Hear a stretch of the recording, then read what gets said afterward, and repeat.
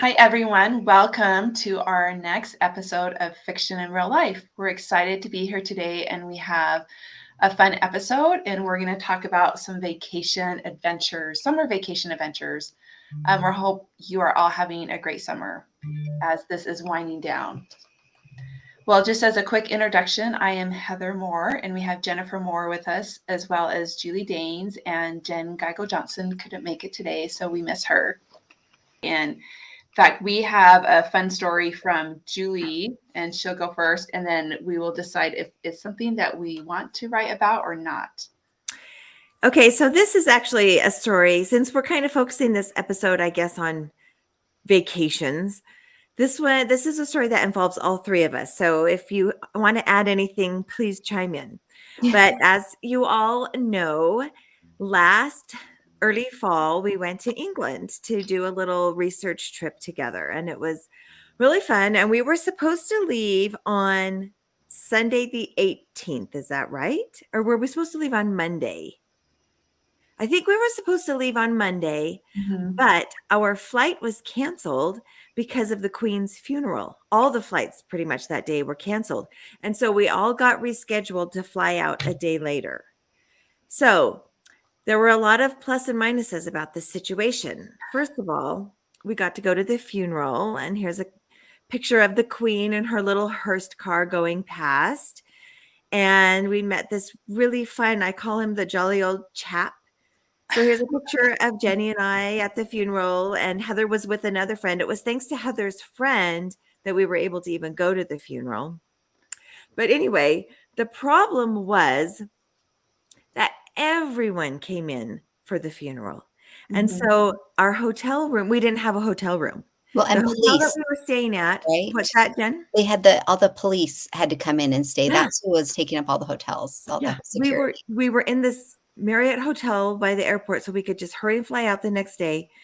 But like Jenny just said, all these policemen came in, filled up the hotel. We tried to get another hotel. Everything was filled up.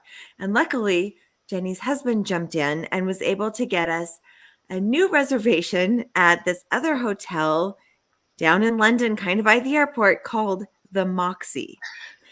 And we were so grateful. We were so grateful because it was kind of a stressful situation. Where are we going to stay? How are we going to get home?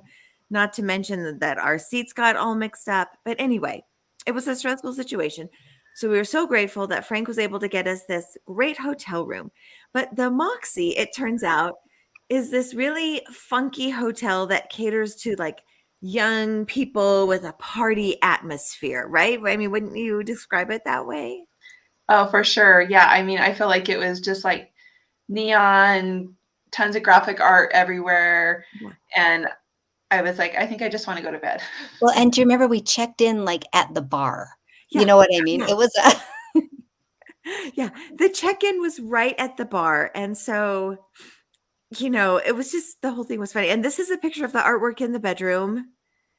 And this funky pop music was playing on the TV, and I found this little card on my bed that's like, "Welcome to the Moxie, party on, no play on." There you go. And if you like post something crazy on Instagram and tag the Moxie, then maybe you would show up in the bar on their big screen TV. It was just really a unique hotel. I mean, it was fine. It was clean and everything, but it was just I think that's really you, Julie. I totally remember you bringing that outfit. Yeah. That's what I wore to the Queen's funeral. Mhm. Oh gosh, it was so funny. But anyway, that's fine. We go to bed and we wake up in the morning and the power is out. And not just the power, the hot water, because we were up, I don't know, what floor were we on, like 7 or 5 or something? So we were high, and I think it wasn't just hot. I think it was just all the water was out. Yeah, all the water. Like, We didn't get any water. Or anything. Yeah, because they had to pump it up to that level, right? Yeah. It didn't just. So anyway, there was no water. So we're like trying to figure out how to shower. Well, first of all, we're like texting each other, "What's going on? Are you having a hard time in your room? What's?" Anyway, so we finally called down to the main desk, and they said the power was out, and thus the water, because of the construction that was going on, like down the street or something. So we're like, okay. So we sponge up the best we can with our like travel wipes. And then we pack up and we head out to go to the airport. But the elevators are being really sketchy because the power flickered on for a second, right? Right as we were leaving, the power flickered on, and we're like, okay, we can do this. And then the elevator arrived and the power flickered again. And we're like, this is and really that whole sketchy. thing shut Yeah, in there's like front an of us. outside door that would just remember The it closed and then Yeah. to like so people couldn't get on the elevator even if they wanted to. Yeah, like this fire escape door Mhm. closed thing. and thank goodness we hadn't gotten on because we would And have. then and so we were like, yeah, so we decided not to get on the elevator because it was being sketchy. And then that huge fire door thing came down. Yeah. So anyway, then we lugged our luggage down. However, it was like, I feel like we were like on the 7th floor. We lugged it down all those stairs. We We kicked made it it to down. the airport and it was fine. Like I said, we were very grateful to have a place to stay because London was Mhm. packed. Everything was booked. But I will just never forget the Moxie Hotel and the great experience that we had there.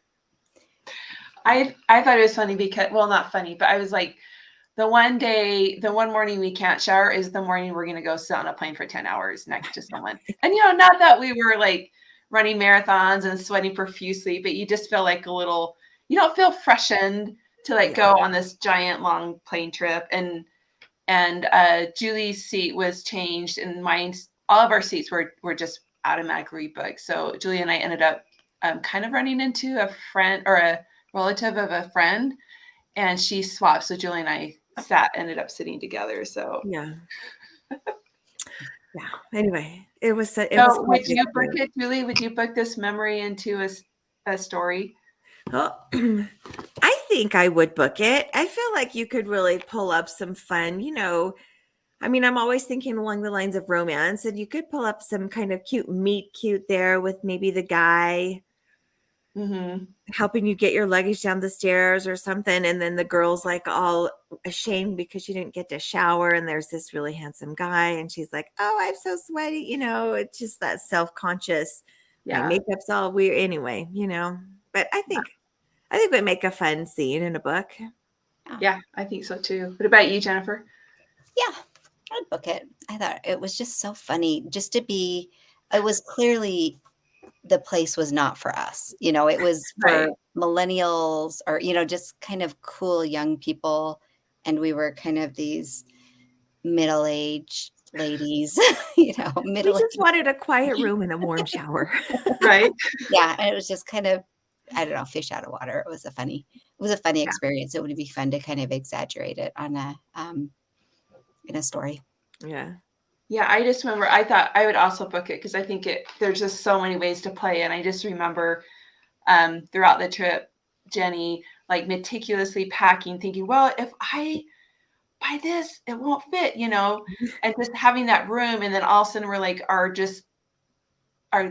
suitcases that were so loaded, and we all actually bought extra kind of bags to carry on the plane. We ended up having to haul them down all these stairs, and our shoulders and backs were like not having it. Oh, and we have comments. I keep forgetting about. Tia says have them get stuck on the elevator. That's always a cute situation, right? That's a winner. An enclosed space, no escape.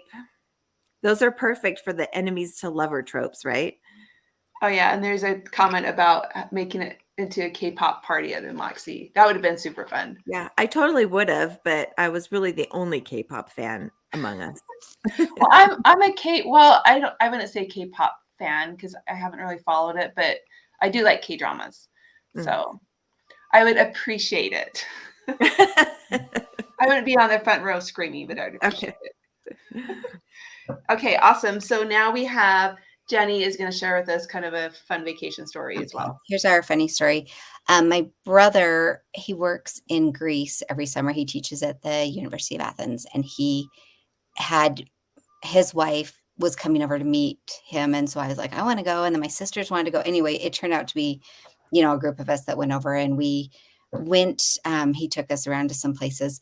We went to this, it's in Laconia. So it's where Sparta was. And I think the city is still called Sparta, but anyway, it's kind of a small little deserted place, but there was a little tavern there, taverna, and we, were eating outside. And there was kind of this funny woman who maybe, I don't know if she was homeless or if she maybe had some mental illness, but she was kind of going around to people and kind of talking to herself. And, you know what I mean? Like in a town, there's kind of, and the guy kept shooing her away, the owner of the place. And he's like, and then she came up to our table and she was talking to my brother.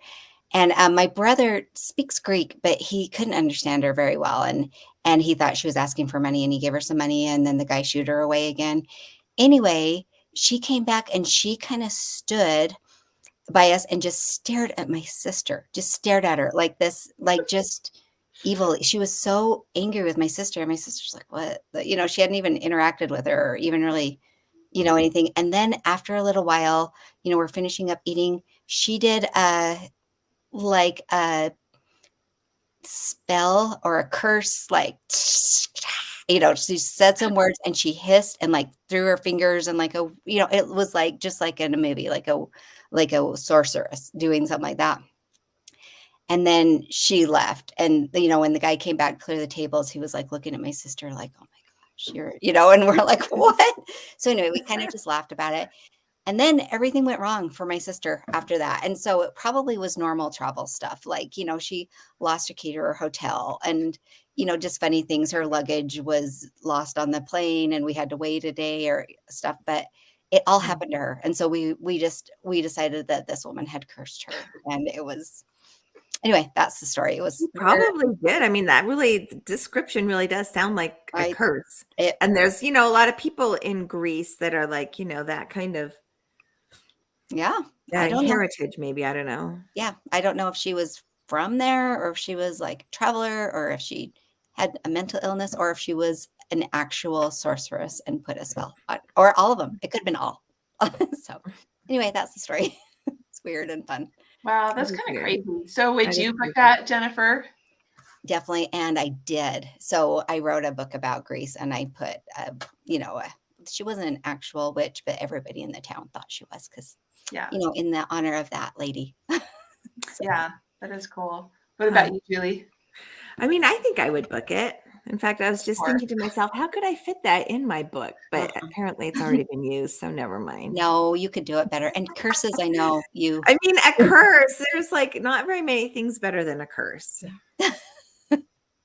It's true. Yeah, and I mean, definitely, I don't know if I booked that exact story, but I have written a couple shorter novellas with curses in them, and they're kind of fun because I think we suspend our disbelief just a little bit, but it also can be suspenseful. Like you're always kind of questioning, is this really happening? Or probably like your sister, is it just normal travel or is it really something that she cast over me? It's crazy. People are crazy. People have the weirdest, people, they just do. I don't know what I'm saying, but there's just so many unique people out there that do things that are so weird in my mind, just because maybe it's a cultural thing or maybe she really was a creepy person. I don't know. It's just weird. Or she just didn't like Allison. I don't know. It's not having it. Right. That's so funny. Well, anyway, thanks everyone for joining us today. We'll go back through and read the rest of your comments as well.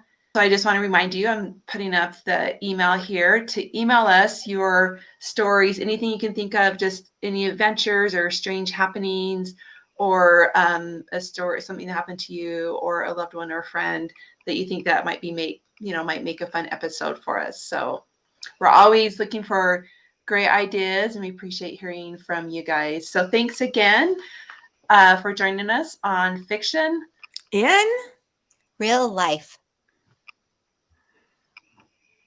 See you later.